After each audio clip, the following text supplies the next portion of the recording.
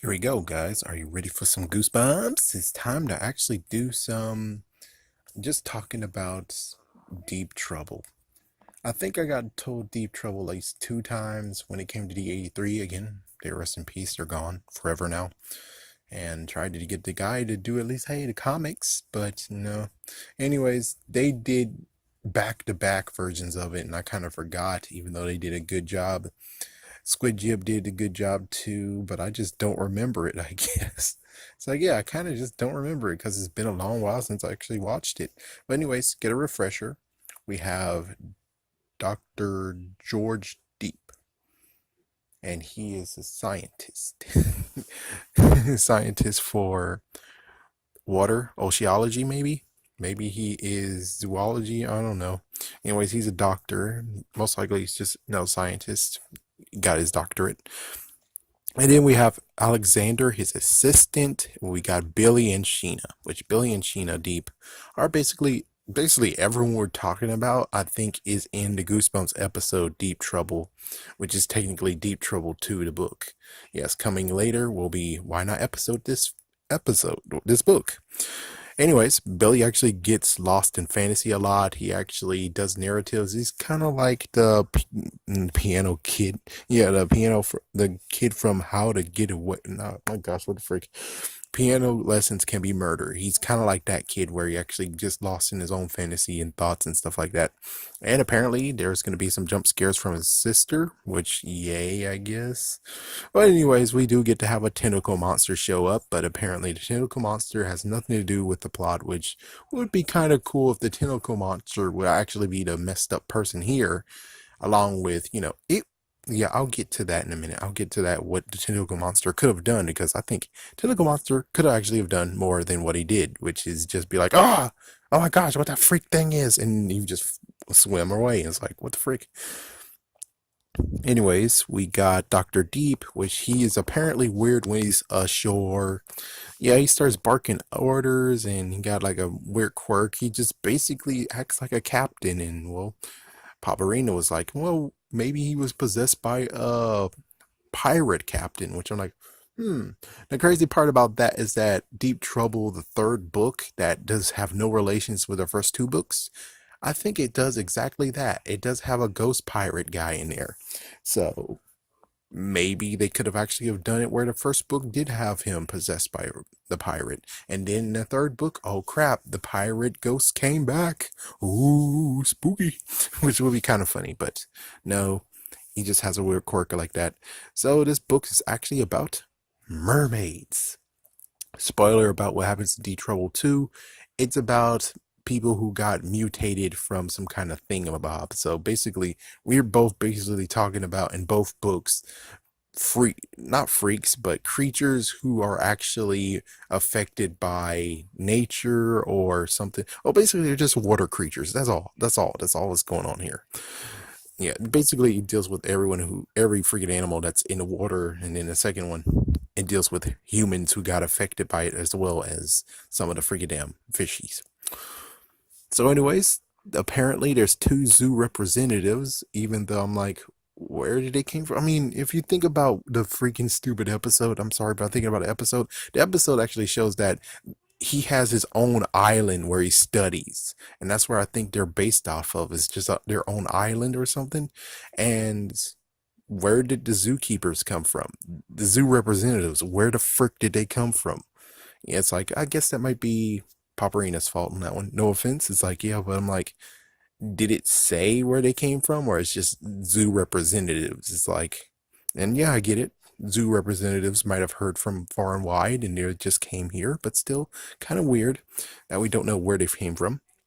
Anyways, the zoo representatives came to Dr. Deep to ask, hey, capture a mermaid for us and we'll give you $1 million. And Billy actually looks for the mermaid himself later on. Of course, Dr. Deep did take the deal. They went off on the journey. Billy's like, oh, well, while he doesn't know what he's doing, I'm going to go and look for the mermaid myself for the first time. So I'm going to be the first one to try to look for the mermaid, and maybe I'll be able to catch a lead. If not, then yeah, I think that's how it goes. But he's just trying to help his uncle. So apparently there's some painful red fire coral, or just called fire coral, but they're red. And apparently, the hammerhead shark is the competition. Why exactly is the hammerhead shark here again? Yeah, I heard what Paparina said, but I'm just saying from another standpoint. He's supposed to be the competitor. He's supposed to be the one that actually is looking for the mermaids too. Why? Because he's hungry? He wants to kill the mermaids? Is mermaids his only snack and he's been eating the mermaids for so long and now it's hard for him to look for them because he kept on eating the damn mermaids? Is he the guardian of the mermaids? Maybe he's trying to protect the mermaids and he's just making sure that freaking Billy's like, oh, hell no, kid. You're not going to look for the mermaids. Nuh-uh. I'm their guard dog. Row, row. And that's what happens is that, yeah, and it would be cool with the mermaid would be like, shoo, shoo, he's okay. Yeah, or the freaking hammerhead is just nearby right there, just looking at Billy as he sways back and forth just in case if Billy tries to do something. As soon as he tries to stab her or something, he's gonna come right in there and yeah. But anyways, Billy actually got bitten by the shark, and he was saved by the little mermaid. The mermaids apparently can only speak by chirping noises, so they got a chirp speak, chirping language. Apparently, she has the power to heal him, which is pretty cool. And then, of course, well, all of a sudden, apparently, Dr. Deep and Sheena was able to find him, saw the mermaid, and they captured the mermaid. How exactly is Sheena able to do that? I mean, you would figure girl power, girls are awesome. I mean, even though she's a mermaid and you're a human, kind of would say there should have been a comparison here where she should have said, no, we shouldn't do this, Uncle. It's like, I think we should. So the mermaid actually is very saddened. Of course, well, Paparina made a big deal about him touching the girl's tail, was like, yeah, it's just how it goes, you know? I mean, if you capture a freaking damn lion or a cheetah, would you not pet a cheetah? Would you not pet it? Yeah, it's like he's a scientist too. It's like you would figure, fishy tail, and you touch it, and it's like, holy frick, this feels different from any fish that ever existed. It's like a good discovery, but instead, hey, we're just gonna make it sound like he's a freaking damn pedophile and doing that crap under, circumstances, stuff like that. It's like, you just gotta relax, man. I know the Kavanaugh thing happened, but freaking damn, man. He's like, freaking damn. Let's leave politics out of this. So let's see. Science stuff. Apparently, some stuff that's not really needed, but technically, I need to know what happens in between this and science stuff like that. It's like, it's a good idea we do know what it is, but apparently, no, freak it. We just gonna glance over and talk about the fact of all of a sudden the freaking ship is raided by masked men. Holy frick! Dun, dun, dun. And they come to take the freaking damn mermaid. And of course, Dr. Deep got knocked the fuck out. So Billy tries to tackle him, but no effect. And then it turns out Alexander. Holy frick, Alexander sold them out so he can get a piece of that cash. And maybe they're trying to ask for more than $1 million. So he's able to get $1 million plus. All he has to do is just say, hey, here's the freaking mermaid. They caught him, take it away from him. It's like, yeah. So Dr. D, Billy, and Sheena were thrown into the tank that was had the and housed the mermaid, and they threw it in the water. It's like, holy frick, man, what are you, Grant Ward from Agents of Shield, but even worse? But the mermaids, there's more mermaids, and they came to save them. So Dr. Deep and the others actually go to the rescue. Yeah, the kids, they all go to rescue to try to save that mermaid. The mermaids come with the group of mermaids. Eventually, they were able to track them down. They got the mermaid free, and the bad guys get to go scot-free as well. They didn't get any punishment. They didn't get anything Goosebumps-wise, which is like the mermaids just take them the fuck out, you know? It's like, come on. We're talking about the same freaking series that had Pianos Can Be Murder, where you had the freaking dude get dragged into the freaking forest where we never see him again by a bunch of ghost kids. Pretty damn sure you could have actually made it worse, where it's like, and then all of a sudden after she was freed, all the freaking mermaids rocked the boat and all the freaking masked man came down, and then they all just took them, they all got synced in under the water. It's either that or the idea of maybe the tentacle monsters got into their faces and it's like, or some kind of crap. It's like, why not? I mean, yes, I know that kind of is freaking horrible, but it's like, but dude, That does sound kind of goosebumpsy, you know? But okay, fine, Frick. They get to go scot free. Alexander doesn't get punished or anything. I bet he doesn't even exist anymore. I think he fled with them.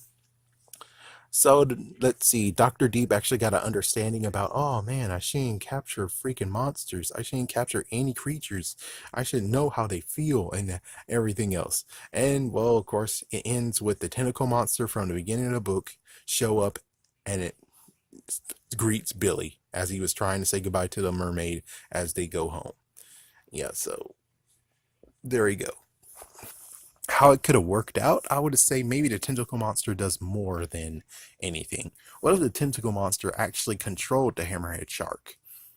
That would have been pretty cool. Where the tentacle monster's like, I gotta kill this human, but I can't kill him as myself. And then he goes find a hammerhead shark, attaches himself to the hammerhead shark, and now he's in control of the hammerhead shark. And the hammerhead shark tries to take him out, but too bad he got knocked the frig out, and then I don't know, maybe some twist that tentacle monster actually is the mermaid or something. That would have been something like, whoa, what the? But that's about it. So sadly, this series doesn't really have the whole. Oh, what's the difference between the episode and the book?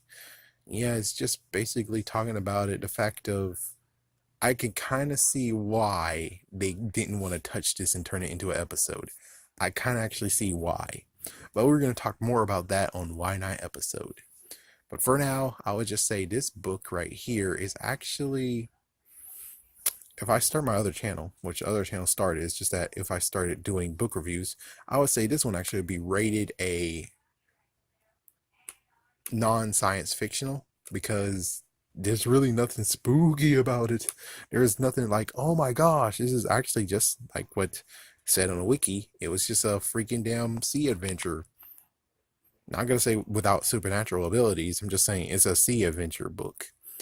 And it gets even crazier the next one. The sequel actually is crazier than this one. This one actually is really uneventful. And what's even worse is that the sequel doesn't even want to talk about the mermaids either. It talks about something else. Yeah. Technically, wouldn't the tentacle monster, if possible, could actually be the hint to the sequel? Nah, they don't even mention a tentacle monster, I think, in the sequel either. So, and of course, we know Billy's gonna be okay. So, frick that idea of the whole. Oh my gosh, Billy's dead. Billy's now screwed by the tentacle monsters. Why couldn't it be more than just one? Why not just have like, oh, it showed up, saw Billy, and said, it's gonna be a tasty meal. I'm gonna tell the others, and then at the end of the freaking book, he sees one tentacle monster, then he's multiples, and then it surround him, and then all he can say is the end. It's like, oh, freak that. That's a good cliffhanger there. It's like, oh crap, that tentacle monster this whole entire time was scouting him. But of course, since the sequel is gonna happen, you know that he will be safe. Anyways, looks like what's next is time. Is Why Not episode.